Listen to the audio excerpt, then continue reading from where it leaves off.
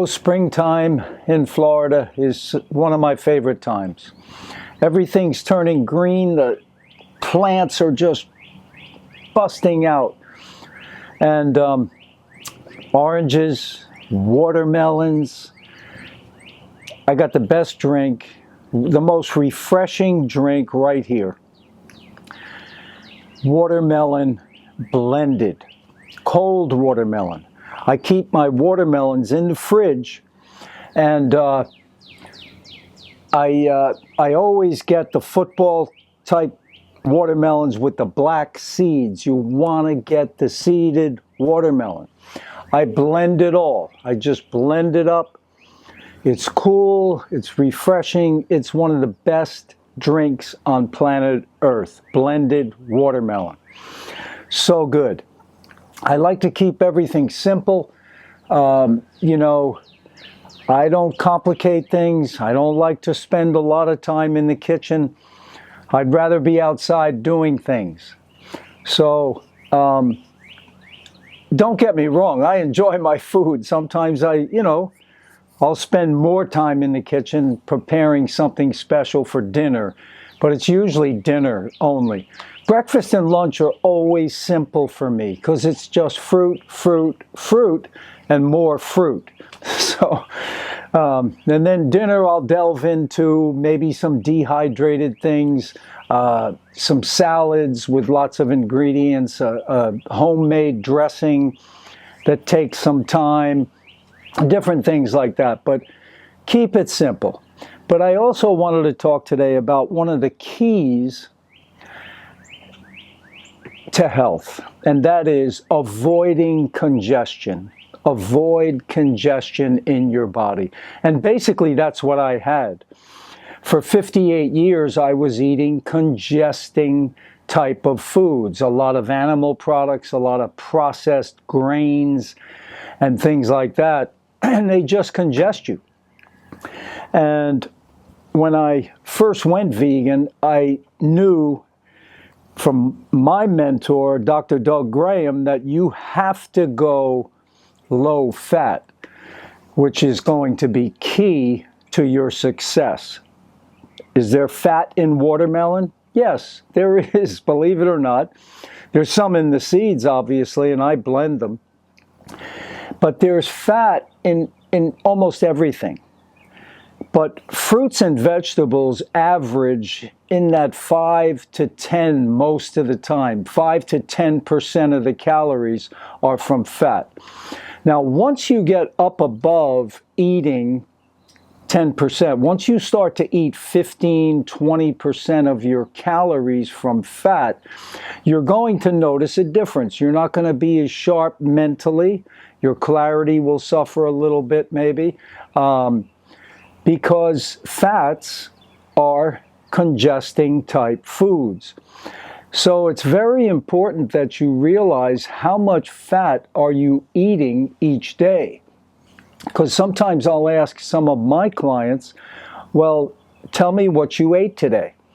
And they say, well, I had this, and I had an avocado toast, and then I had some nuts. How many nuts? I had a couple of handfuls. And then what else? At dinner, I had a salad dressing, and what'd you put in that? Oh, I put a couple of tablespoons of almond butter and different things. And those fats add up. The avocado, the handfuls of nuts, the things that, things you're putting in your salad dressings. And you're just not going to be as sharp as if you're eating non-congesting food. And, keeping that percentage of how much fat you're eating at around that 10%. If you bump it up to 15% once in a while, or even 20, you can go low fat the next 3 or 4 days, or no fat the next 3 or 4 days. But that's going to be one of the keys to finding really success on a raw vegan diet, is keeping it low fat. Now, if you were higher fat, let's say you went up to 20 or 30, you still will feel better than being on a standard American diet. There's no question. Because the fats you're eating are healthier fats, things like avocados, raw nuts and seeds, things like that. But you know, you're not going to be as healthy, and you're not going to be cleaning out the old junk that was in your body. Because for me, you know, I've mentioned this many times, I ate 58 years of the standard American diet. And I thought it was so-called healthy because I was avoiding certain things. I got to the point where I avoided dairy, then I avoided like processed grains, and I wouldn't eat desserts and things like that. But it still was not optimal because I was still on a high-fat diet unbeknownst to me. You know, I'd have a little meat, a little fish, a little chicken once in a while, and I didn't realize how fast that adds up. For instance, let's say a person has, you know, avocado toast for breakfast, and then they have 2 handfuls of nuts and seeds for lunch, and then for dinner they've got, you know, a couple of tablespoons, 2 or 3 tablespoons in their salad dressing. That adds up. You're going to be at like 20, 25%, you know, of your calories from fat. So, you know, that to me has been one of the important things. And it's helped me especially, see, because when you're congested from animal-based foods and too many processed foods that are loaded with oils and things like that, your body gets congested. When your body's congested, eventually that congestion starts to harden. And then you get stiff. That's why you see, you know, as people get older, they're very stiff the way they walk.